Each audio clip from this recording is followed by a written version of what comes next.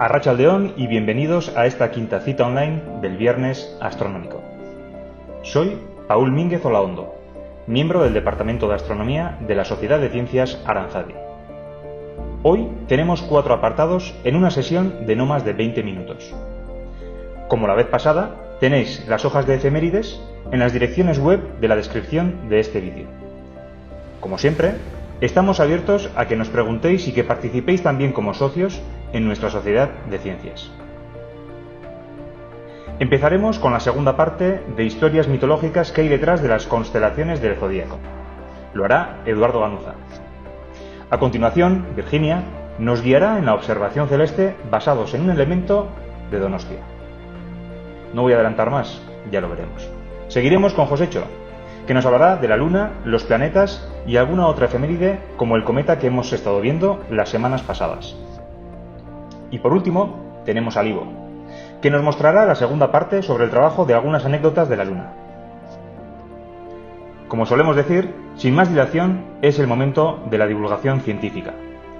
Dejémonos llevar y disfrutemos del momento. Demos paso a los que saben de esto. Ongi etorri lagun eta goza dezagun.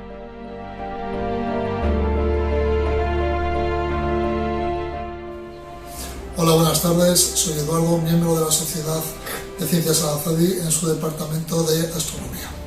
Bueno, para este viernes astronómico lo que hemos hecho es preparar la continuación de lo que vimos el viernes astronómico de junio. Si recordamos un poquito, lo que hicimos el viernes del mes pasado fue contar la mitología asociada a las 6 primeras constelaciones del zodiaco, y ya dijimos que para este mes prepararíamos la mitología correspondiente a las 7 constelaciones restantes. Concretamente vamos a hablar de las constelaciones de Libra, Escorpión, Ofiuco, Sagitario, Capricornio, Acuario y Piscis. Empecemos pues por la primera de ellas, por Libra. Bueno, Libra es una constelación que fue un invento de Julio César. Julio César quería tener su propia constelación, y entonces cogió una parte del escorpión, la que correspondía con las zarpas, con las pinzas del escorpión, y entonces inventó una constelación. Pero cuando Julio César falleció, con el paso de los años y de los siglos, bueno, pues empezó a verse más o menos que se correspondía con la diosa Astraea, que es la diosa de la justicia, y por lo tanto pues tomó el nombre de Libra, de la balanza, como el evento de justicia, como la diosa de la justicia. Fijémonos también que precisamente Libra es la única constelación que no tiene nada que ver con las demás, porque no es un animal propiamente dicho. Bueno, no es un animal. Precisamente la palabra zodiaco significa rueda de animales, ¿de acuerdo? Bueno, por otra parte, la constelación de Libra está formada por estrellas muy débiles y no tiene mucha más importancia. Si vamos a la siguiente constelación, ya sería el Escorpión. El Escorpión, dentro de la mitología, fue un animal mandado por la diosa Diana, Artemisa, precisamente para castigar a Orión, el gran cazador de la mitología.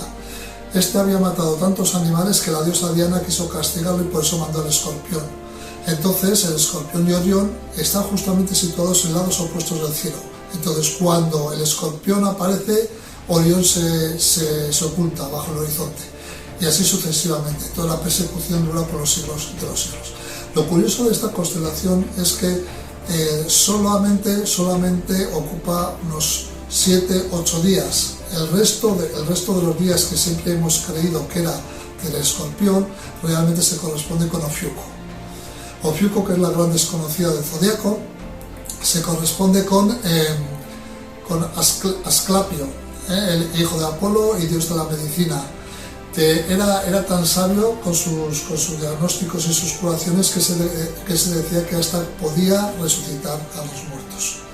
Bueno, Ofiuco es una de las 12 primeras constelaciones, y como decíamos antes, Julio César cuando instauró su nueva constelación quitó a Ofiuco de las 12 del zodiaco.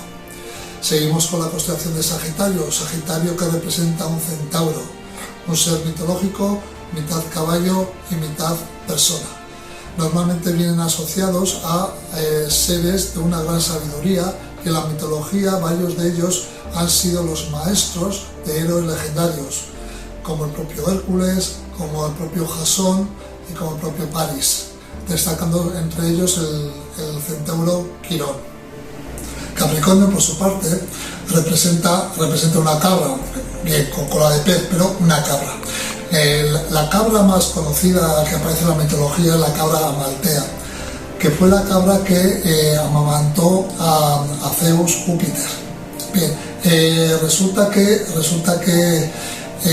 contaba el oráculo que uno de los hijos de Cronos le iba a derrocar, y precisamente cuando nació Júpiter, su madre, para evitar que fuera muerto por Cronos, lo que hizo fue precisamente dárselo a Amaltea. Amaltea lo amamantó y de esta manera hizo que creciera fuerte, y posteriormente, evidentemente, lo que hizo fue derrocar a su padre Cronos. Luego Capricornio representa a la cabra Amaltea. El siguiente de los signos del zodiaco se corresponde con Acuario.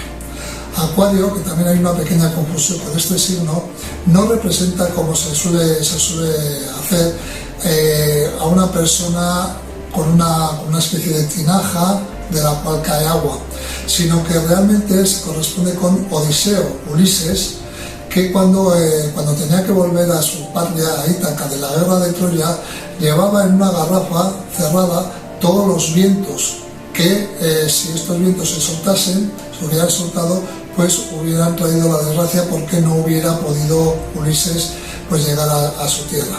Bueno, desgraciadamente, pues por unas causas que no vienen a cuento en estos momentos, pues resulta que la garrafa se abrió, y de hecho, si recordamos un poquito la historia, podemos recordar que fueron 10 años lo que tardó Ulises en llegar a su patria. Pues bien, el dibujo, la representación sería Odiseo con esa garrafa, de la cual están brotando todos los vientos que posteriormente impidió que llegara con prontitud a su casa. Y ya la última de las constelaciones que nos falta es precisamente Piscis. Bueno, pues resulta que Piscis es el catasterismo, es la transformación que sufrieron tanto Venus Afrodita y su hijo Eros Cupido cuando fueron acosados por el hijo de Titán, Tifón. Tifón les perseguía, y entonces Venus sabía que si se transformaban en peces, él no podría cogerlos, y fue lo que hicieron. Se transformaron los dos en peces, y además, para que no se perdieran el uno del otro, pues cogieron un hilo, una cuerda, y de esa manera los dos juntos pudieron escapar del gigante Tifón. Bueno, actualmente nosotros representaremos a Piscis precisamente con dos peces unidos con un hilo de plata. Bueno, pues con esto les he contado las historias mitológicas asociadas a las constelaciones de Zodíaco. Sí que hay que decir que estas historias no son únicas y no son exactamente todas así, sino que para cada una de ellas hay diferentes versiones. Yo he contado las que conozco y las he versioneado, algunas de ellas incluso pues tomando ideas o conceptos de un autor o de otro autor.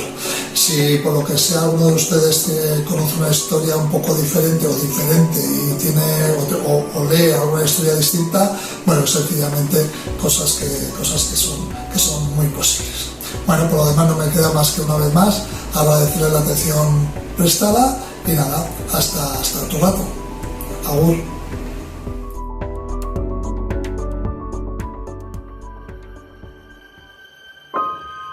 Si una noche estrellada dirigimos nuestra mirada a la polar, nos parecerá que se halla fija en el cielo y que todas las demás estrellas giran a su alrededor en sentido contrario a las agujas de un reloj. Este movimiento diurno es aparente y se verifica en 23 horas, 56 minutos y 4 segundos, mientras que el Sol tarda 24 horas. De aquí resulta que el movimiento del cielo se adelanta 4 minutos cada día.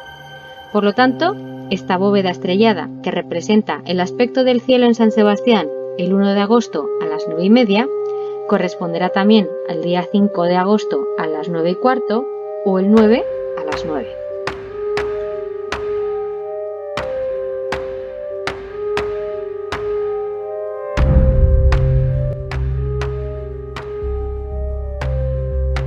En estos días y horas, elevando la vista, se ve la estrella Vega junto a nuestro cénit y en las alturas del cielo las constelaciones de la Lira, Hércules, el Boyero, el Dragón, el Cisne y la Flecha.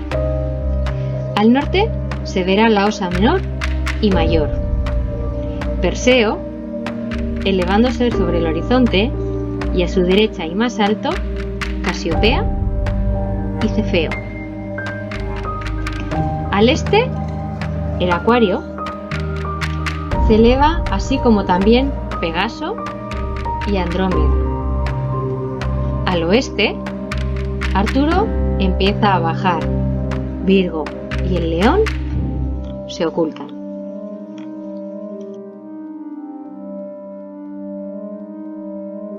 La Vía Láctea atraviesa el cielo del noreste al sur. Fácil nos será hallar estas constelaciones. La recta que pasa por las dos estrellas Alfa Beta de la Osa Mayor, prolongado 5 veces esta distancia por el lado de Alfa, nos dará la polar. Ahora, si de la estrella Épsilon de la Osa Mayor se tira una recta a la polar y se prolonga otro tanto esta distancia, se encontrará Casiopea y, propagándola más, se tendrá el cuadrado de Pegaso, que por un lado termina en 3 estrellas, que son las de Andrómeda, y llegan a Perseo.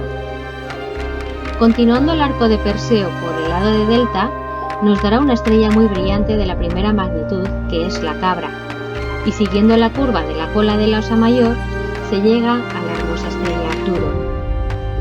Tirando la recta de la polar a Arturo y levantando una perpendicular en el punto medio por el lado opuesto a la Osa Mayor, se halla la espléndida Vega, próxima a la Vía Láctea. Las dos rectas que van de Vega a Arturo y a la polar encuentran a Hércules y al Dragón.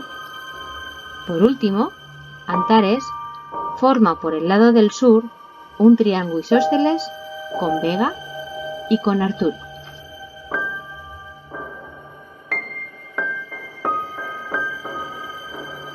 Y ese es el cielo que podemos observar cualquier noche de agosto desde nuestra latitud, aquí en Donosti. Pero deciros que el texto que os acabo de leer no es cosecha propia. Este texto está sacado de aquí, el templete astronómico de la plaza de Guipúzcoa. Posiblemente os suene y seguro que más de uno os habéis acercado a curiosearlo. Este templete fue cedido a la ciudad de San Sebastián por José Otamendi en el año 1879. José Otamendi fue un geógrafo y astrónomo que, decidió hacer este regalo a la ciudad, y en él podemos encontrar muchísima información interesante, como por ejemplo esta cúpula donde podemos ver el cielo típico de verano, o en su columna central tenemos distintas informaciones sobre astronomía y meteorología, que si no lo conocéis os invitamos a acercaros y leerlo detenidamente porque es muy interesante.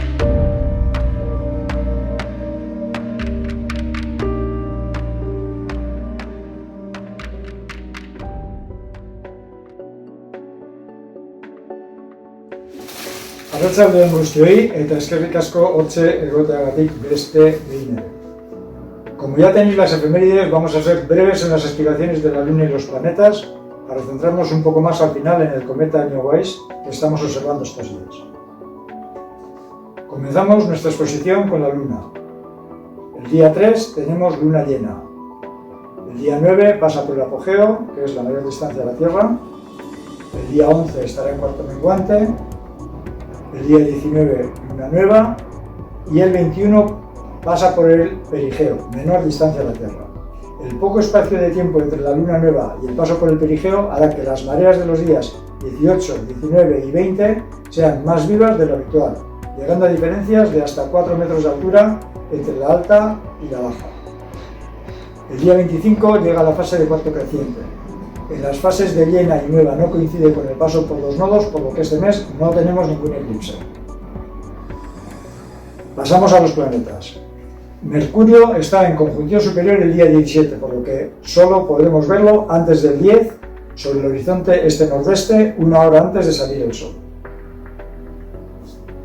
Venus, visible en la segunda mitad de la noche sobre el horizonte este-nordeste.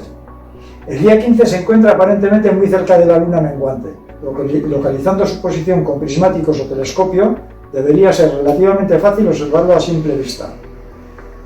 Esperemos que las nubes nos lo permitan. Y esto sería un buen reto para los astrofotógrafos, conseguir la imagen a pleno día.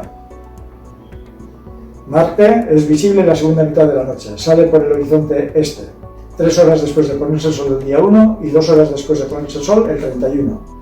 Cada día está más cerca de la Tierra, por lo que su observación se va haciendo más interesante. Júpiter, visible toda la noche. Sale al comienzo de la noche por el horizonte sur-sudeste, poco después de ponerse el Sol. Continúa su movimiento a retrogradación. Con un telescopio pueden apreciarse las diferencias de coloración de sus bandas nubosas y el movimiento de sus satélites. Saturno, visible la primera mitad de la noche. El día 1 sale por el horizonte este-sudeste poco después de ponerse el Sol. Estamos en la mejor época del año para su observación y se encuentra aparentemente cerca de Júpiter. Con un telescopio de 60 milímetros se aprecian bien los anillos y a partir de 200 es todo un espectáculo. Los anillos se ven separados por una línea de sombra que es la división de Cassini. Urano y Neptuno comienzan a ser visibles al final de la noche, pero hacen falta telescopios potentes para poder observarlos. En el apartado de otros acontecimientos tenemos que el día 12 la Tierra atraviesa la estela de polvo dejada por el cometa 109P Swift-Tuttle de 134,6 años de periodo, cuyo último paso fue en 1992. El paso por esta estela de polvo provocará las estrellas fugaces Perseidas. Y luego tenemos el cometa C 2020 F3 Neowise, que es de periodo largo, más de 200 años, en este caso son concretamente 6.766 años, descubierto el 27 de marzo de este mismo año, pasó por su punto más cercano al Sol el día 3 de julio. El ISON pasó por su perihelio en 2013 y se desintegró. En este caso hemos podido observar cómo se acercaba al Sol con su núcleo por delante y al girar alrededor de él era la cola la que iba por delante. Estas fotos que os estamos mostrando son de la noche del sábado al domingo, es decir, del 18 al 19 de julio desde Uría. Las ha obtenido nuestro compañero del departamento, Alberto Castillo. Para que veáis el efecto de la contaminación lumínica, aquí tenemos unas fotografías de otro compañero, de Juan Antonio Aldruzzi. En esta primera foto tenemos la vista de Donosti, donde es complicado contemplar el cometa. Es una imagen muy bonita, con la isla como referencia. En la segunda fotografía estamos en Andoain, donde hay menor contaminación y todavía se puede ver perfectamente al cometa. En las dos siguientes vemos al cometa Neowise desde Verástegui. Dos imágenes impresionantes de un cometa que no volverá a verse desde la Tierra en otros 6.766 años. Y con esto damos por concluida esta parte de la sesión y paso el testigo a Ivo. Hasta luego en pasado.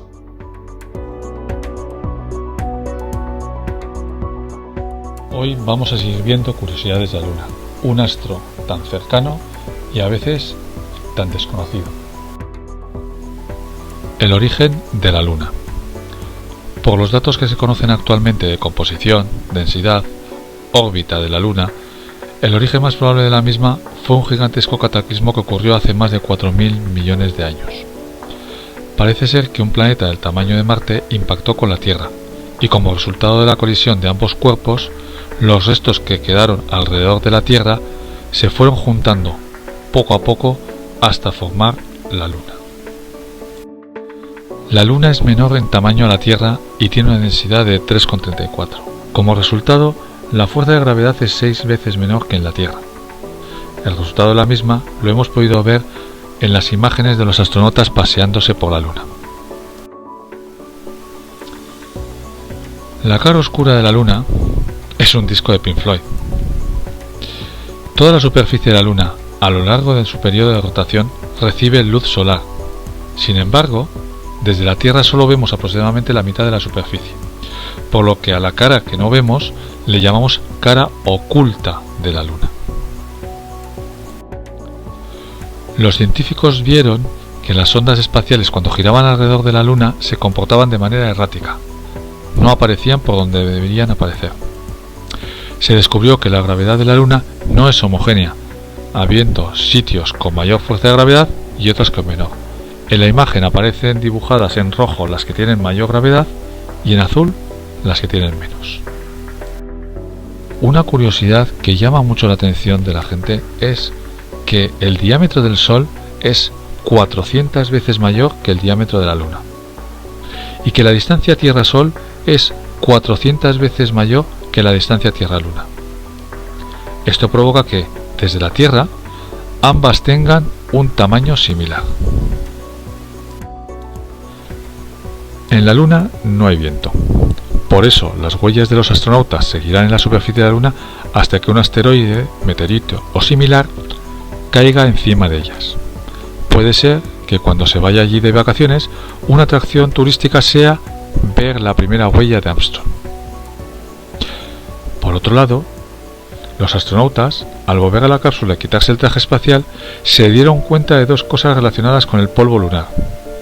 La primera es que huele a pólvora quemada, y la segunda es que al no haber atmósfera, las partículas del polvo no están redondeadas y se pegaban en todas partes. La Luna no es esférica.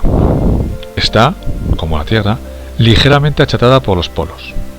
Pero además, al presentar siempre la misma cara hacia la Tierra, ese lado está deformado. Y con esto dejamos por hoy esta serie de curiosidades de nuestro satélite. Y esto es todo lo que teníamos preparado para este viernes astronómico. Esperamos que os haya gustado. De parte de todo el equipo del Departamento de Astronomía de Aranzadi, eskerrik asko y buen fin de semana. Nos volveremos a escuchar el 28 de agosto. Mientras tanto, cuidaros mucho, hasta pronto, eta gozatu astronomiaz. Agur!